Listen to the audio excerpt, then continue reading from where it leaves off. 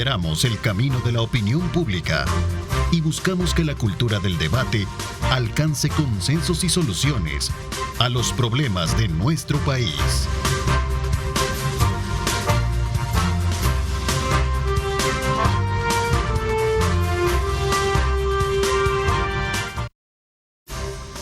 ¿Qué tal? Muy buenos días. Gracias por estar con nosotros a esta hora de la mañana, continuar con la programación de Grupo Megavisión. Agradecemos a todos nuestros colegas periodistas y presentadores por ese informe completo que nos dan a buena mañana para mantenernos al tanto de lo ocurrido en nuestro país y el mundo entero. Bienvenido, gracias por estar con nosotros. Vamos en esta hora también a tratar puntualmente temas de país. Esta mañana queremos dar el punto de vista con relación a los nuevos elementos que ha generado todo este debate relacionado con las asignaciones mensuales que reciben los legisladores y que ha traído consigo especialmente para la bancada oficial una serie de cuestionamientos. A continuación, nuestro compañero Rommel Hernández nos presenta un informe, detalle de la expresión misma que tiene la población con relación a este tema. Recientemente, diputados de la Asamblea Legislativa comenzaron a publicar a través de redes sociales información sobre el supuesto uso que le dan a una parte de los fondos del presupuesto que les son asignados. Ante ello, la población tiene diversos puntos de vista. Pues realmente me parece que está bien que se les pida explicaciones porque todos votamos para que fuera diferente. Entonces espero que lo hagan, ¿verdad? Todavía estoy confiando en ellos, en algunos de ellos, ¿verdad? Para mí es vital, ¿verdad? Pero también es importante por la transparencia de los gastos y la utilización de los fondos de cada uno que se le asigna al órgano como tal. Otros van más allá señalando que la reducción de funcionarios en el Congreso debería reflejar una disminución del gasto público y mejorar la transparencia. Es necesario que la ley se cumpla. Es necesario que la ley se cumpla, solamente. No es necesidad que alguien dé permiso. Es necesario que la ley se cumpla. Teníamos que saber en qué se está gastando el dinero, que antes era para 84 diputados y ahora es para 60. Sigue siendo el mismo dinero, habría que ver. La población también agrega que la transparencia en el manejo de fondos permite mantener sobre todo la credibilidad en el órgano legislativo. Informó para Diálogo 21, Rommel Hernández.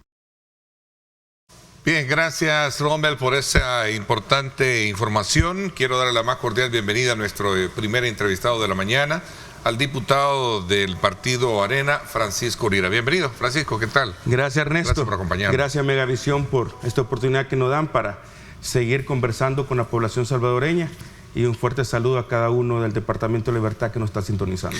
Bueno, sin duda alguna este tema de las asignaciones mensuales ha generado y ha despertado una serie de, digamos, polémicas, provocaciones, en fin, encontramos de todo. ¿Cuál es la, digamos, por qué cree que la asignación se ha generado y ha despertado todas estas situaciones de controversia dentro de la Asamblea Legislativa? Y queremos conocer también su punto de vista, tu punto de vista, Francisco, porque tú eres diputado también al respecto. Mira, es importante que el pueblo salvadoreño conozca la verdad de lo que está sucediendo en la Asamblea Legislativa. El partido Arena no tiene ningún representante en Junta Directiva. Junta Directiva es el que asigna los recursos. Sí. Y aquí hay un dicho bien importante, que no hay peor ciego que aquel que no quiera ver los abusos que están realizando en la Asamblea Legislativa. ¿Y por qué lo digo? Mira, es tan fácil transparentar y rendir cuenta, Ernesto, a nuestro pueblo salvadoreño. Nosotros tenemos un sitio de transparencia que es www.fraccionarena.com, donde está transparentado cada una de las acciones que hemos hecho en esta legislatura. Muchas veces nos preguntan, ¿y ustedes por qué no transparentan? Claro que transparentamos, claro que lo hemos hecho. Y mira, y una muestra un botón, te voy a enseñar la carta del 14 de septiembre del 2021, donde nosotros estamos renunciando desde el periodo anterior, Ernesto, a las motocicletas, a los vehículos y a $400 de combustible. Y además de esto, este periodo el 9 de mayo, hemos renunciado a los mismos privilegios. La pregunta es, ¿por qué los diputados del oficialismo no transparentan y no rinden cuentas? Y esto es lo importante, y mira, hay mucho morbo en este tema.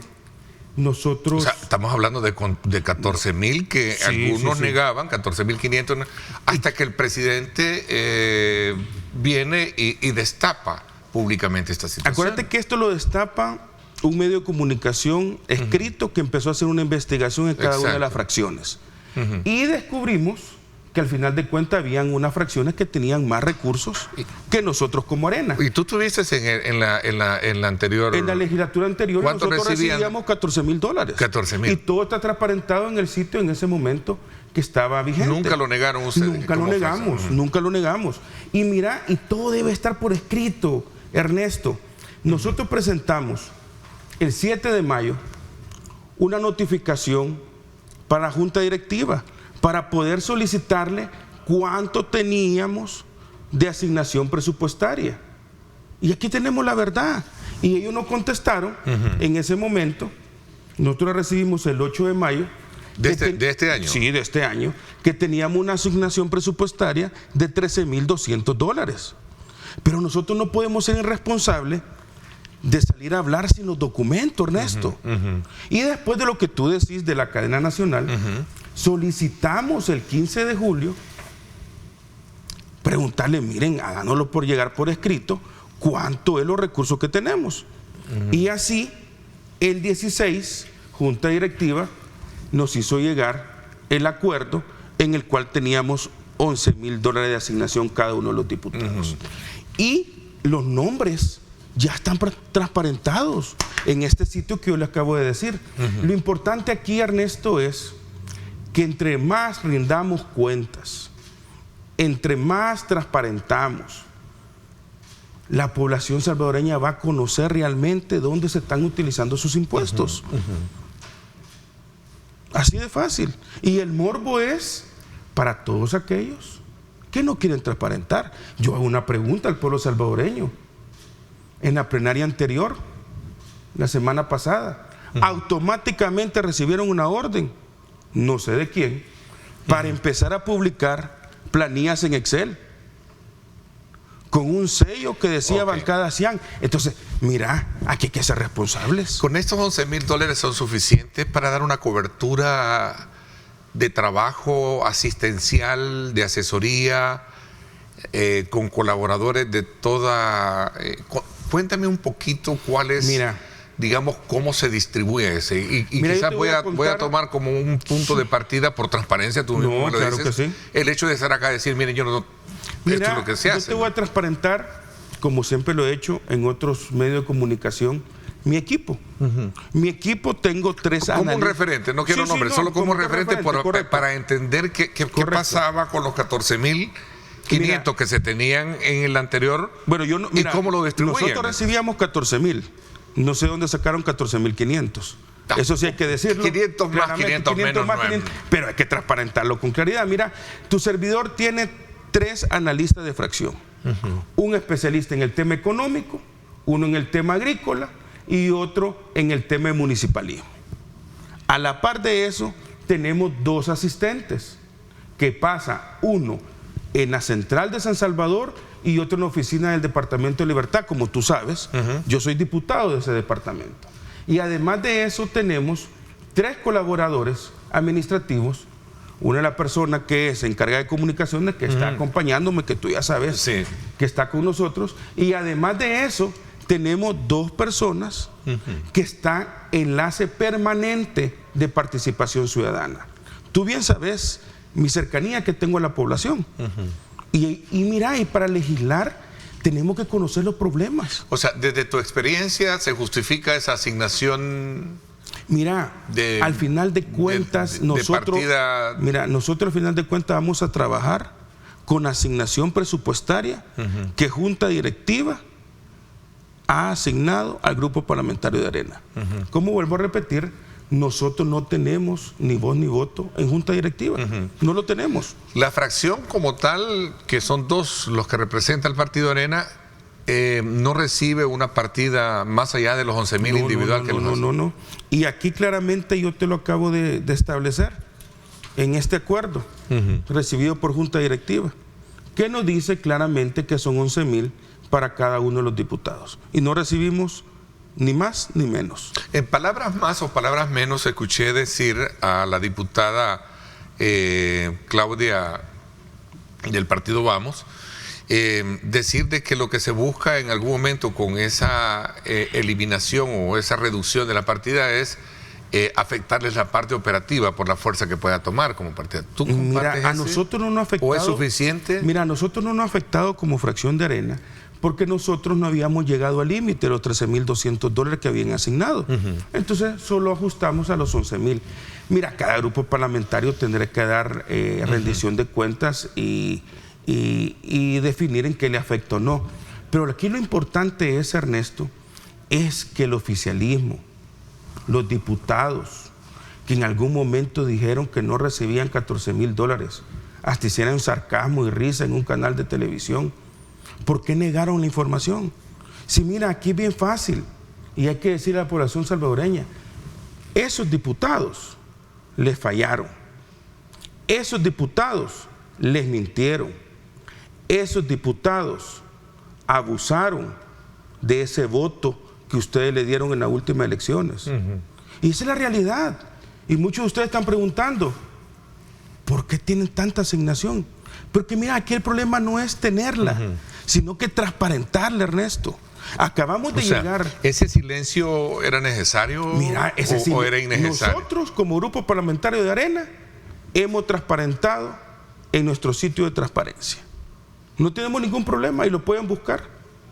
Pero ellos, ¿por qué ocultan la información? Al final, no siendo oposición, ustedes se acomodan a lo que les da el presupuesto, a lo que les da el presupuesto. Y aparte de eso, Ernesto, hay que decir a la población salvadoreña que en estos 100 días que llevamos en este Congreso, en este periodo, seguimos igual, el mismo guía del periodo anterior, sin transparencia, sin rendición de cuenta, sin que en el portal puedan colocar todos los gastos que realiza este órgano del Estado. ¿Por qué la Asamblea Legislativa o por qué los diputados tardaron tanto en pronunciarse sobre estos recursos? ¿Qué piensas tú? Hay una pregunta acá que me gustaría también que sumarla. Buenos días, Ernesto. Pregunta a tu invitado, ¿cuál es el perfil de sus empleados? Lo acabo de decir ahorita, lo acabo de decir. Son asesores, son jefes, analistas de fracción en el tema económico, en el tema agrícola y en el tema de municipalismo. Y lo acabo de explicar ahorita. Si miren, si aquí no tenemos que tener ningún problema. Lo que deben de tener problemas son aquellos que tienen planillas en Excel que no se sabe de dónde están saliendo esas funciones. Ajá. Hay un perfil categórico para la asignación de los salarios según el conocimiento, sí, o según el nombramiento. Totalmente, mira, según el conocimiento que tienen cada uno, su experiencia, si se le ha asignado el recurso que la Asamblea Legislativa y la Junta Directiva ha asignado a la fracción de Arena. Como vuelvo a repetir, lo pueden buscar en nuestro sitio de transparencia, no tenemos nada que ocultar. No tenemos nada que ocultar. Bueno, vamos a seguir un poco y te agradecemos mucho el que nos permitas, digamos, conocer un poco más una partida y cómo la distribución se genera a partir de todo este gran debate que se ha tenido. Ese silencio, por un lado, ¿qué medidas se pueden tomar también para incrementar el tema o aumentar el tema fortalecer el tema de la transparencia, que son todos esos aspectos que todavía están ahí deambulando de una forma en la que uno se pregunta, bueno, ¿y por qué tanto dinero para tanto personal? ¿Por qué no habría algo más racional desde el punto de vista institucional? Y por lo cual estaríamos hablando de ahorro precisamente para poder asignarlos en otras partidas donde el país lo necesita. Esa es una de las preguntas. Voy a dar una pausa. 7:18. Gracias por estar con nosotros.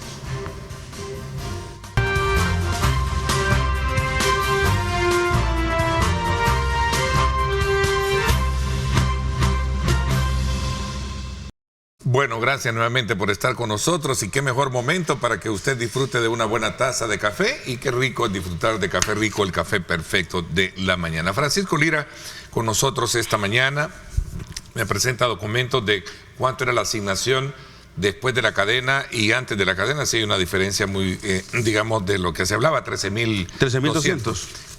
Pero como no hay mucho, ¿por qué se hablaba en el caso de Claudia Ortiz del partido Vamos de $20,000? Mira, no lo sé, ¿verdad? No lo sé. Ella tendrá que dar las respuestas de esa asignación. Pero nosotros como grupo parlamentario tenemos los documentos y tenemos claro que hemos transparentado. Desde el periodo anterior, que yo era diputado y que gracias a Dios el pueblo del Departamento de Libertad me logré reelegir, hemos transparentado todas las condiciones de nuestro sitio. La percepción en la población es que es excesivo esta partida de asignación por cada día. Pero por eso vuelvo a repetir. Pregunto, ¿por qué no crear un pool, digamos, institucional para apoyar y fortalecer, digamos, esa área, esa base, ¿no? Mira, yo creo que el pueblo salvadoreño tiene toda la razón. Tiene toda la razón porque, a ver, esas cifras tan grandes y no tener contraparte para saber en qué se está gastando o invirtiendo, pues te deja un montón de dudas. Tu punto es transparencia, que que no se transparente. Pero mira, yo solo quiero hacer esta relación. Sí, dime. El presupuesto del órgano legislativo son 54 millones. Si esto lo estamos viendo aquí, que están ocultando información, ¿qué pasará en los ministerios, en la descentralizada del gobierno? Si son más de 5,000 millones de dólares. ¿Cuánto tiene Casa Presidencial en el tema de comunicaciones? De imagen. ¿Cuándo van a transparentar todo eso? Igual transparencia debería existir en otros órganos. No, porque mira, si somos funcionarios públicos y no es un favor que le estamos haciendo a la población, es una obligación y un derecho de los habitantes de exigir que nosotros transparentemos cada uno de los fondos públicos que recibimos. Señor diputado, ¿ustedes hicieron algún acuerdo con la Junta Directiva? No, ninguno. ¿Y cómo salieron en el caso de esa diferenciación de partida entonces de nuevo? Tú dices que Claudia tendría que dar una declaración. No, ellos tienen, mira, yo como para siempre... conocer, al final... Mira, yo como lo he dicho y te lo he dicho a ti en diferentes espacios, yo no soy vocero ni de Nuevas Ideas y de ningún otro partido político. Y tendrán que hacerlo estos funcionarios, darle respuesta al pueblo salvadoreño. Pero que aquí se haya negociado en ningún momento. Tú ves los documentos, te lo he dado a la vista para que lo puedas revisar y te dejo una copia para ti también, para que la tengas. Porque al final de cuentas no tenemos nada que ocultar. Todo está transparentado. Y aquí es un mensaje a la población salvadoreña de exigirle cuenta a cada funcionario público, porque nosotros estamos ahí porque ustedes no han permitido llegar a los cargos que tenemos y es importante la rendición de cuentas. Yo hablaba sobre los 100 días que han pasado de esta legislatura y voy a hacer un contraste, Ernesto, si me lo permitís. En los primeros 100 días del periodo anterior, 21-24, pasaron 131 dictámenes. 17 de ellos fueron por dispensa de trámite. Y comparemos el periodo actual, 2024-2027. Han habido 40 dictámenes y adivina cuántas dispensas. 37. O sea que al final no ha habido trabajo de las comisiones legislativas. Como rendición de cuentas. Vamos a ver, mira, Eduardo Escobar decía en una intervención con respecto a este tema del que estamos hablando, que la Asamblea haya tardado semanas en publicar. Lo que nos muestra es que pongamos en duda los datos mostrados, porque los tendrían que haber mostrado, lo que tendrían que haber mostrado son planillas. Sí, mira, y lo más importante aquí, y una conclusión que yo puedo hacer ahorita de las palabras de Escobar, básicamente la presión social, Ernesto, ha hecho que el oficialismo salga a dar explicaciones de esos recursos. Y yo hago una pregunta, si usted ha visto y el pueblo salvadoreño ha logrado observar que casi todas aparecen con $8,500 y el restante de los 11,000, ¿quién está dando explicaciones de esto? ¿Debería darle el jefe de fracción de Nuevas Ideas? ¿O quién? Porque hay un restante interesante. ¿Regresa ese dinero? Yo no sé si regresa o no regresa. ¿Qué piensas tú de lo que se habla de que se asignan salarios y se les quita una parte para el diputado? Mira, eso es un abuso. Es un abuso y hay que detenerlo. ¿Es una práctica que se ha conocido? Mira, ellos dijeron... Pero hay diputados que están presos. No, pero mira, ellos dijeron que iban a ser diferentes que lo mismo de siempre. Y han sido peor que lo mismo de siempre. Y el pueblo salvadoreño han visto esa máscara que se están quitando esos diputados. No es posible, Ernesto. No es posible. Y yo te lo digo como diputado joven, que es mi segundo periodo en la Asamblea Legislativa. Hay que atacar la corrupción, venga donde venga. No nos podemos cuidar a los corruptos de ellos, solo porque son de ellos. Pero hay que hacerlo. No nos podemos quedar callados ni solo tener un discurso. Hay que ejecutar ese discurso. ¿Por qué no se hace? Esta misma modalidad en la administración anterior se hacía entonces, cuando no estaba Nuevas Ideas. No lo sé. Pero no tú, lo sé. tú estuviste en el periodo anterior. ¿Qué fue tu primer periodo? Mi primer periodo y que estaba gobernando. Pero estuviste como suplente. No, nunca fui suplente. Nunca fui suplente. O sea, mi primer periodo fue 2021-2024. Okay. Desde entonces esta asignación era la que se tenía, 13,000. El periodo anterior recibíamos $14,000. 14,000, ok. Y todo lo transparentamos. En esta administración, Junta Directiva asignó 13,000. Y luego a partir de la cadena que se baja eso. Y vuelvo a repetir, el morbo que tiene la población es que desconoce a dónde están invirtiendo los fondos públicos. ¿Qué le costaba al oficialismo publicarlos? ¿De qué ocultan, pues? ¿Qué ocultan? Esta presentación a manera no de planilla, sino que una especie de página en Excel, como decía alguien ahí, ¿es correcto? No, mira, ¿qué le cuesta levantar la restricción de 7 años de la información de la Asamblea Legislativa? Si antes se publicaba. Bueno, ¿qué experiencia y a quién le afecta todo eso? No, mira, un poco la imagen yo creo que aquí, general e institucional, porque quiero pasar a tocar el tema. Aquí lo que han perdido es la población salvadoreña. Jessica Estrada hablaba precisamente sobre eso. Mira, ahí está. Voy a dejarlo solamente en contexto, en el relieve del tema que estamos hablando. Mira, aquí lo que han perdido es el pueblo salvadoreño. Y lo digo ¿por qué? Porque realmente Nuevas Ideas abusó de la voluntad, de la buena voluntad del pueblo, haber votado por ellos. Y ahorita se están quitando la máscara. Mira, ahí había una pregunta que quiero tocar ese tema también acá. Con gusto. Que tiene que ver mucho con la tardanza o no sé, el incumplimiento de los temas del tiempo para elegir magistrados del Tribunal Supremo Electoral. Dice la pregunta, Ernesto, saludos al diputado. ¿Cuándo piensan realizar la elección de magistrados del tribunal? ¿Está de acuerdo con los ternas presentadas? Mira, aquí hay que desglosarlo. Hace 2 plenarias tenía que haber pasado la elección de los magistrados del Tribunal Supremo Electoral, Ernesto. Y un dato importante que el pueblo salvadoreño tiene que saber, que dentro de los que tiene Nuevas Ideas, el control de la Asamblea Legislativa, es el primer elección de segundo grado que no cumplen en tiempo y que no depende de los otros partidos políticos. Ellos tienen todo el poder y la elección de los magistrados depende únicamente de ellos, no de nosotros. Esperemos que mañana que tengamos sesión plenaria se puede ver, ahora en la tarde se reúne la comisión política, esperemos que saque nuevamente un dictamen. ¿Tu partido, la terna de tu partido que ha presentado, o del partido que tú representas en la Asamblea Legislativa, tú apoyas esa? Mira, lo importante aquí es que no depende de nosotros, Ernesto.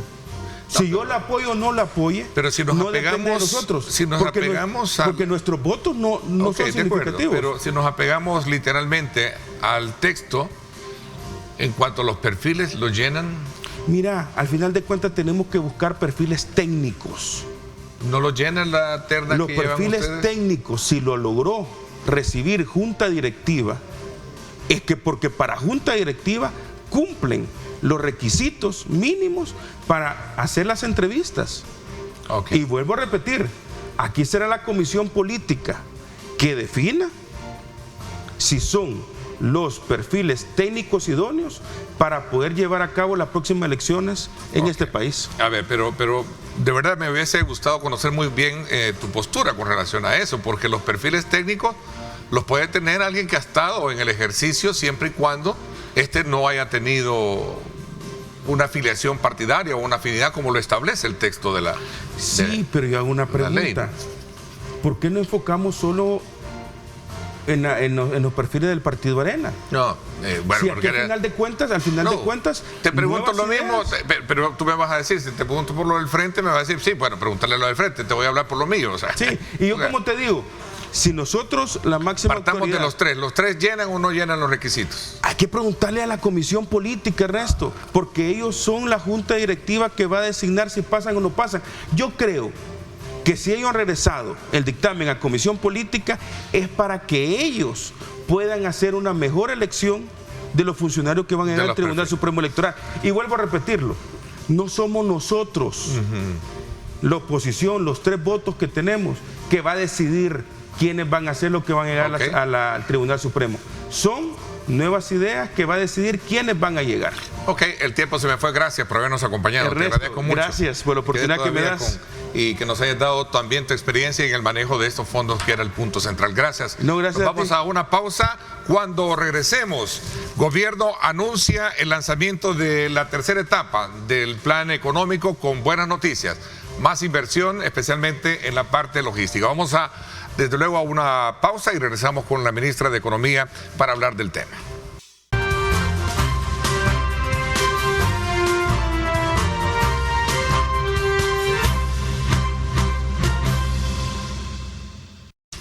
Bien, gracias nuevamente por estar con nosotros y continuar con nuestra programación de esta mañana. Y en la segunda parte del programa vamos a hacer una recapitulación del anuncio que hiciera recientemente el presidente de la República, Nayib Bukele, en cuanto a el país recibir una inversión de 1.615 millones de dólares para modernizar el puerto de Acajutla y activar la Unión, el puerto de la Unión. Esto se trata y se da en el marco de la presentación de un tercer plan en el área de rescate de la economía del país, la tercera fase del plan económico gubernamental denominado logística. Para hablar del tema nos acompaña acá en nuestros estudios, ¿quién mejor? La ministra de Economía, María Luisa Jaén, con quien vamos a darle la más cordial bienvenida. Gracias por acompañarnos, ministra. Gracias Neto, por recibirnos nuevamente y permitirnos llevar a nuestra población estas buenas noticias sobre la tercera fase de este plan económico que está ya transformando nuestro país.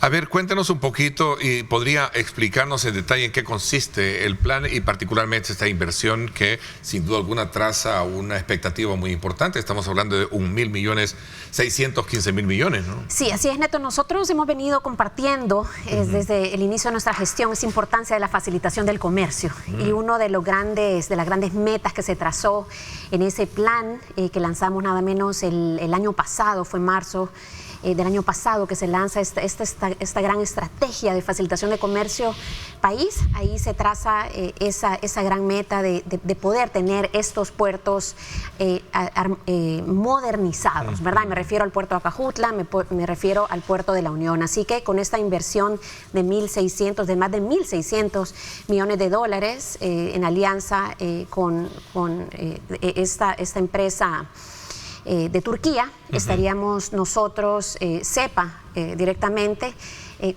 realizando esta sociedad de economía mixta, en donde ambos, tanto el gobierno como esta empresa, tienen ese voz y voto en la ejecución de este gran proyecto. Así que la modernización es para los 2 puertos, puerto de Acajutla, también el puerto de la Unión, y es en sociedad mixta. Yo creo que eso es bien importante. Por dejarlo claro, porque el gobierno concesiona, pero también es parte de... Sí, ¿no? en realidad ya no sería una figura per se de concesión, sino que es una alianza, una sociedad de economía mixta en donde ambos, tanto gobierno como esta empresa de Turquía, están manejando es un asocio público y privado, así de manera muy concreta, para es una modalidad. Entonces olvidarnos de la palabra concesión, ¿no? Obviamente el bien es del Estado, obviamente, ¿no? Sí, sigue por supuesto el gobierno 50 años, ministro. Así es, son 50 años los que nada menos se han anunciado el día de ayer por el presidente Nayib Bukele, y es un proyecto que va a tener distintas fases. Algo que el día de hoy es una necesidad grande, es el poder facilitar esa entrada y salida de buques, y esta empresa con gran experiencia en nuestros análisis vemos cómo ya está presente en 20 países del mundo y estaría en la primera fase adoptando todas esas tecnologías que se requieren para poder facilitar el comercio, la salida y entrada de los bienes, incluyendo granos básicos que son tan importantes para nuestra población y nuestra alimentación, y a partir de esa ya agilización por medio del uso de herramientas tecnológicas se pasaría a la modernización de la infraestructura física. Así que son dos componentes muy importantes, la infraestructura tecnológica y la infraestructura física. En una tercera fase estamos hablando ya de ese dragado que se tendrá que hacer en el puerto de la Unión, que va a permitir que ese puerto pueda tener mayor accesibilidad y que más buques puedan venir de diferentes partes del mundo, utilizando un nuevo punto de entrada y de salida del comercio del Salvador con el mundo. A ver, amplía un poco la visión, digamos, crítica que se tenía en el pasado sobre este tema del puerto de la Unión Centroamericana, que estaba prácticamente en desuso en vista de toda esta situación de cómo se había construido y que no se tenía la garantía para poder tener el atraque de grandes barcos y poder así desarrollarlo al máximo. Estamos hablando entonces que los dos, esta empresa Yilport, que es de nacionalidad turca, ¿no? Así es. Estaría administrando, administrando junto con el gobierno. Así es.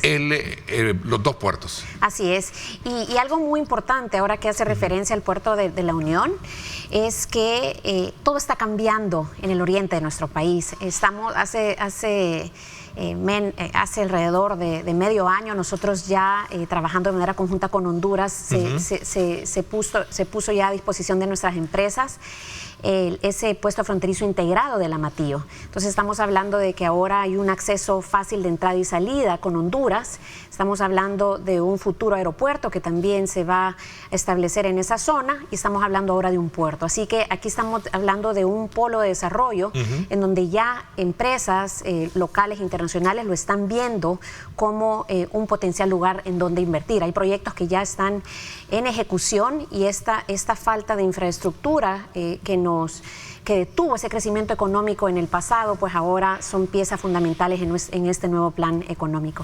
Bueno, lo importante es que ahora se rompe un poco esa situación en la que esta área estaba letargada, digamos, por mucho tiempo. Digamos, cómo va a trabajarse, cómo se va a implementar toda esa, digamos, nueva visión que se tiene, asegurando que el crecimiento económico del país va a ser acompañado de toda una parte inclusiva y también sostenible de largo plazo, ministro. Así es. Bueno, la falta de infraestructura, al igual que la falta de seguridad, al igual que la falta de brindar esas habilidades que requería nuestra población, todas estas piezas no se encontraban presentes en este ecosistema de crecimiento económico que necesitaba el país. Ahora, cuando hablamos de adopciones de tecnología, que es el pilar nada menos número 2, esa fase número 2 del plan económico, cuando hablamos de esa inversión de 150 millones de dólares que vamos a estar trabajando de la mano con el Banco Mundial para poder llevar esas capacitaciones a nuestra población y poder fortalecer nuestra micro y pequeña empresa, estamos hablando de un ecosistema, es decir, un modelo en donde las empresas, desde la más chiquita hasta la más grande, puede contar con todo lo que necesita para poder crecer.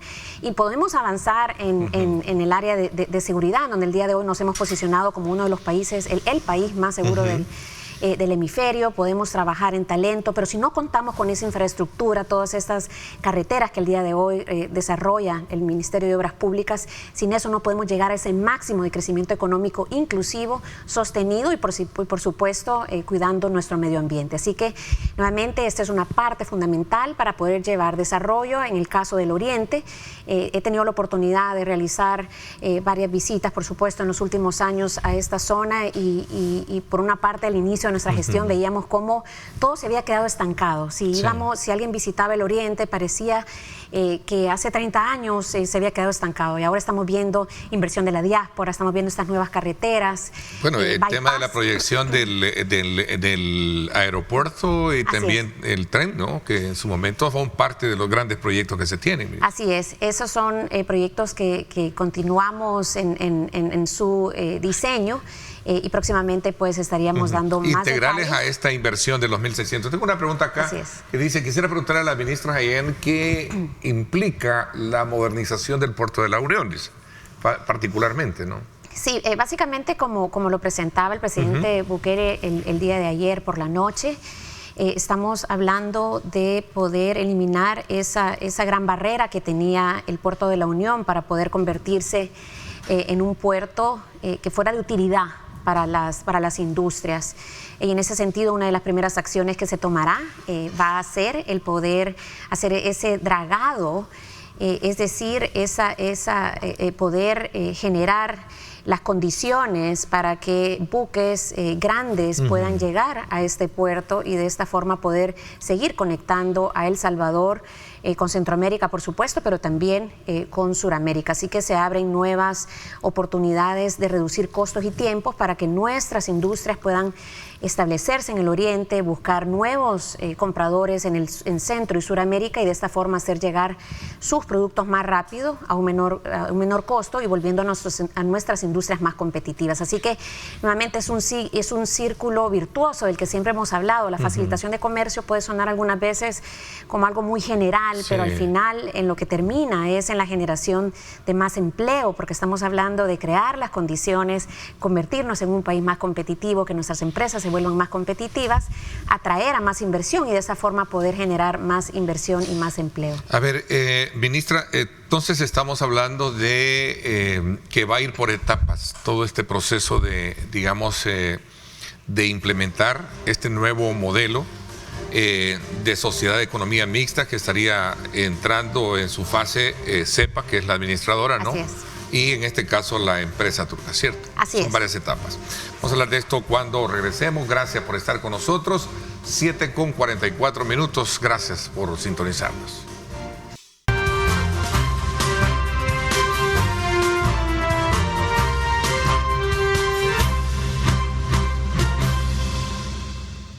Bueno, gracias nuevamente por estar con nosotros a esta hora de la mañana. ¿Cómo vamos a ver traducida esa inversión, que buena noticia la que da el gobierno, pregunta un televidente, para el tema de la generación de empleo? Creo que es importante, Ernesto, que destacar que muchos soñamos con tener empleo en el oriente del país y no buscar la capital como siempre se ha hecho. Interesante la pregunta. Sí, y por eso el enfoque integral que mencionaba anteriormente es bien importante, porque solo un puerto no resuelve un reto de falta de inversión de décadas en nuestro país. Entonces, esta es una pieza muy importante, pero aparte de eso, es importante compartir con nuestra población que estamos implementando proyectos para poder alinear esas necesidades que tienen las empresas con las necesidades que tiene nuestra población de conseguir un empleo. También hay un gran esfuerzo que está realizando la ministra de Turismo también con su equipo para poder atraer más inversión en el sector turismo, y eso también ya está siendo un catalizador de más empleo en esta zona. Nuestra diáspora también está jugando un rol muy importante por medio del trabajo que hace Invest, nuestra agencia de atracción de inversiones. Se da esa atención a nuestra diáspora para que se pueda invertir cada vez más en esta zona. Algo que también estamos promoviendo desde el Ministerio de Economía es la construcción de zonas francas en esa zona. Hemos visto cómo las zonas francas, dejaron de crecer por 14 años, no hubo una nueva zona franca en nuestro país. El día de hoy tenemos 5 ya en proceso de construcción y como gobierno estamos motivando y trabajando con distintas instituciones de gobierno para que esa inversión pueda llegar también y descentralizarse y pueda llegar al oriente de nuestro país. Así que es un trabajo integral, es un enfoque holístico en donde el puerto juega un rol muy importante. Veo la pregunta, ¿quiénes serían los clientes de este nuevo puerto? No, sí, perdón, ahí tenemos la pregunta, ¿no? Y básicamente estamos hablando de empresas que el día de hoy pues tienen sus exportaciones dirigidas más que todo hacia Centroamérica, hacia América del Sur.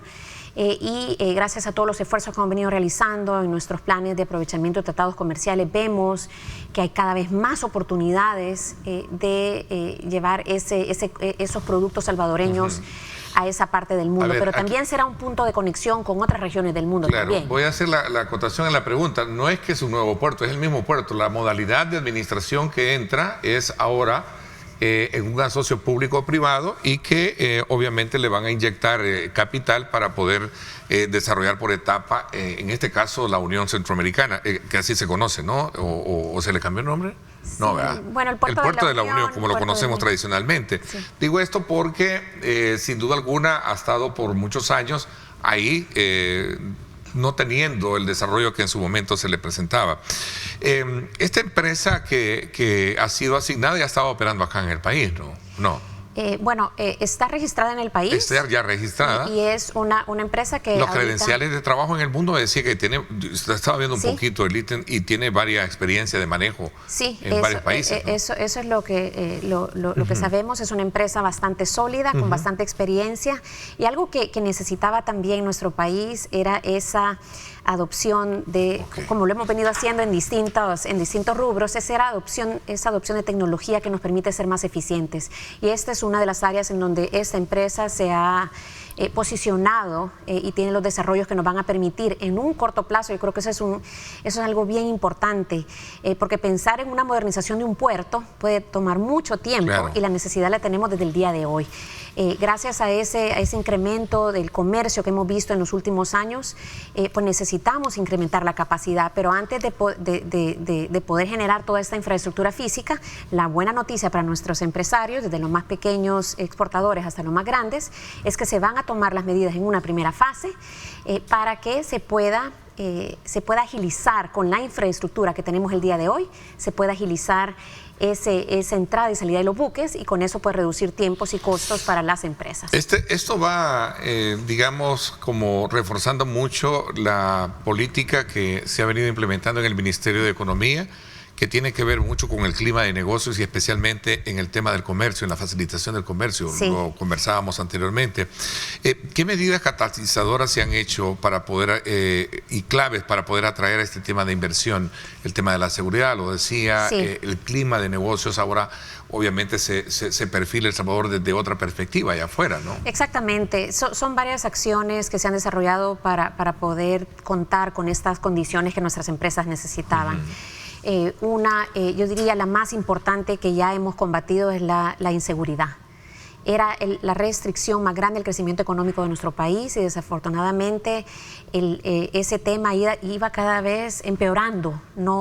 Si el presidente Bukele no hubiera tomado estas medidas tan fuertes y sólidas en el área de seguridad, probablemente nuestro país hubiera terminado en un estado fallido, ¿verdad? Entonces estamos hablando de esa eliminación de la inseguridad que no solo afectaba a nuestras empresas, sino que afectaba la vida y la libertad de nuestra población.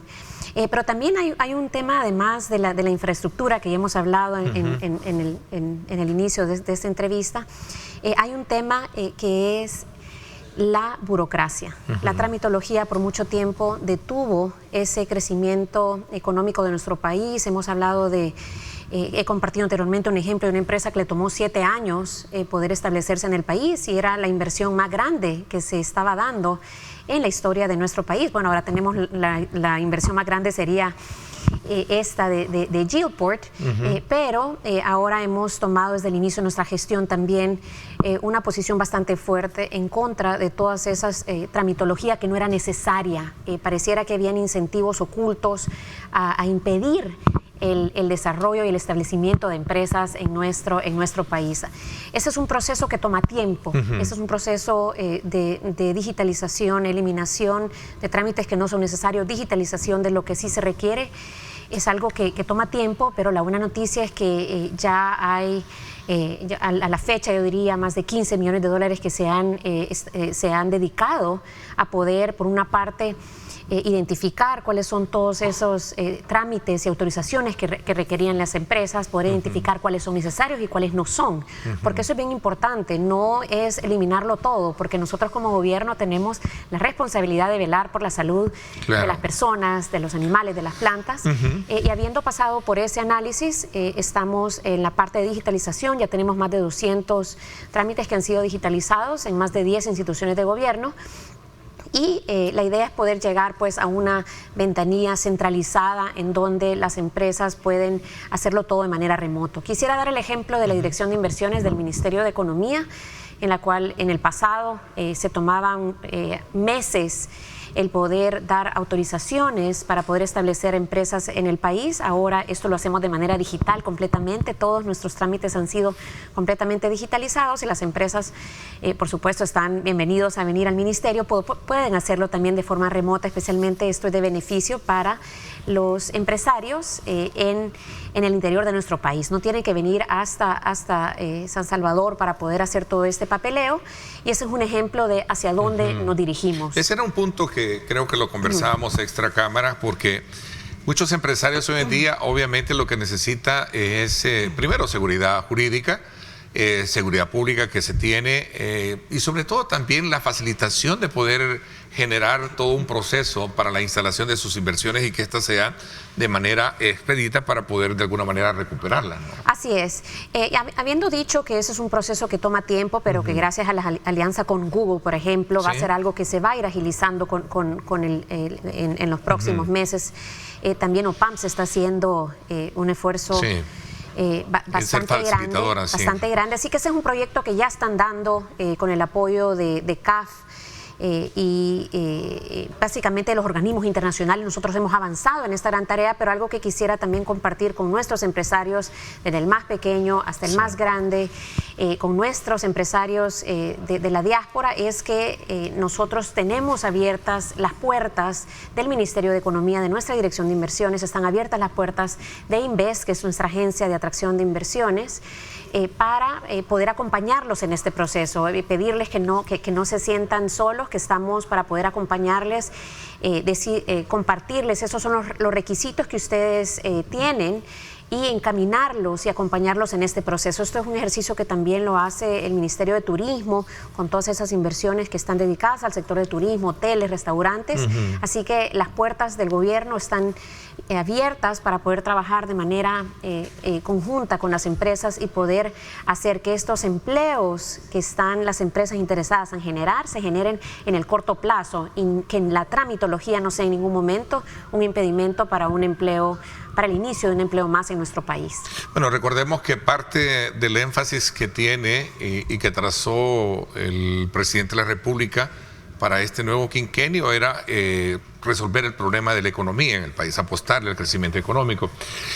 Cuéntenos un poquito, quizás ya para ir cerrando, un poco la expectativa en cuanto al crecimiento y del fortalecimiento de aquellos rubros que en algún momento también necesitan desempuje necesario para salir adelante. Sí, bueno, gracias a estos esfuerzos que se han realizado ya, Neto, en el área de la seguridad, de posicionarnos en el mundo como uno de los países más seguros del mundo, eso nos ha ayudado muchísimo. El liderazgo del presidente Bukele también ha puesto El Salvador en el mapa, y no solo lo ha puesto en el mapa para el tema de turismo, lo ha puesto para la atracción de inversiones. Hay empresas el día de hoy que ya están establecidas en el país, que están creciendo, otras empresas que han decidido entrar a nuevos rubros, y algo muy positivo para nuestro país es que ya estamos viendo empresas nuevas establecerse en el país. Así que todo este esfuerzo de haber eliminado la inseguridad, de habernos posicionado como un país que estaba a la vanguardia en la tecnología financiera,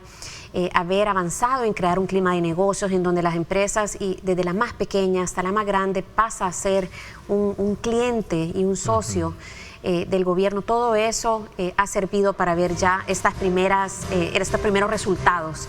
Pero a futuro, con este plan económico que se ha ido comunicando por el mismo presidente Bukele, nosotros vemos que estas medidas serán catalizadoras de un mayor crecimiento al que ya estamos viendo el día de hoy, que se va a sumar a ese desempeño positivo de la economía que hemos venido viendo a partir del 2021. Ok, muy buenas noticias entonces para abrir la semana. El anuncio de esta fase 3 del plan económico con una inversión de 1.615 millones para modernizar el puerto de Acajutla y también activar el puerto de La Unión. 2 etapas importantes en las cuales cada quien va a desarrollarse para poder de alguna manera poner en un plano muy competitivo a partir de la creación de esta sociedad de economía mixta entre esta empresa turca y por supuesto también CEPA, que es la administradora de este puerto.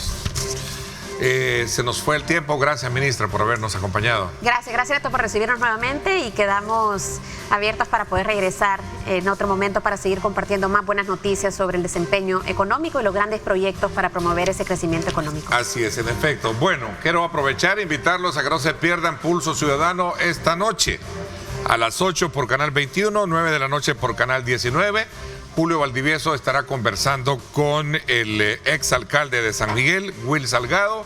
Pues ahí tendrá muchas y muy buenas noticias para que usted conozca sus puntos de vista del exalcalde con relación a temas de país. No se lo pierda, hoy Pulso Ciudadano. Gracias por mi parte, esto es todo por hoy, pásenla bien y como siempre recuerden lo más importante, amar a Dios sobre todas las cosas. Lideramos el camino de la opinión pública y buscamos que la cultura del debate alcance consensos y soluciones a los problemas de nuestro país.